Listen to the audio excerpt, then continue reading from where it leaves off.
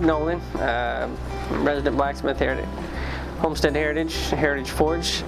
I really think of blacksmithing as being a very diverse trade. You can go into, of course, blades, horseshoeing, ornamental work, architectural work, making tools. There's the old village blacksmith who did a little bit of everything, but sharpening plows and more agricultural type work, which when you talk about a dying craft, that is probably the most gone by the wayside part of blacksmithing, is the sharpening of plows and such like that.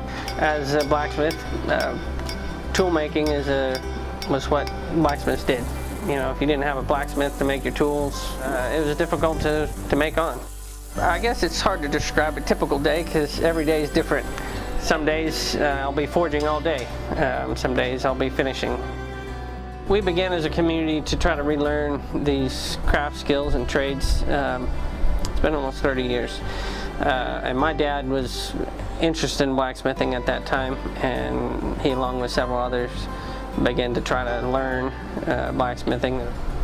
One of my first impressions with these people were serious about Jesus, that they lived their religion. It wasn't just something they talked about.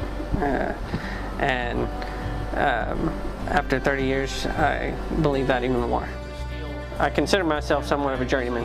I've had a lot of different influences and continue to try to learn. Actually going to a class this week, later this week, try to learn some more.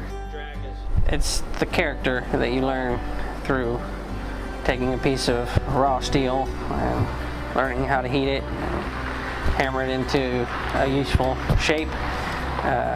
You know, it takes a lot of practice, a lot of perseverance when you melt it off to start again. And it's not easy.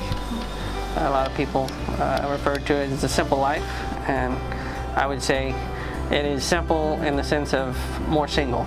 It's not so distracted, although it's not simple in the sense of not being a lot of work.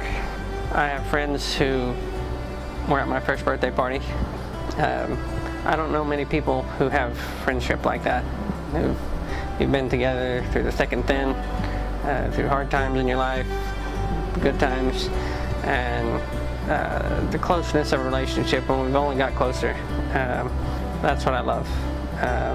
The crafts, the lifestyle is wonderful, and it's a context that we can live our lives together in. It definitely is a lot of work, but it's also something that brings you a lot of joy. When you sit down at the table and you realize everything here came from our work or labor of our hands and people we know. It's a pretty neat feeling.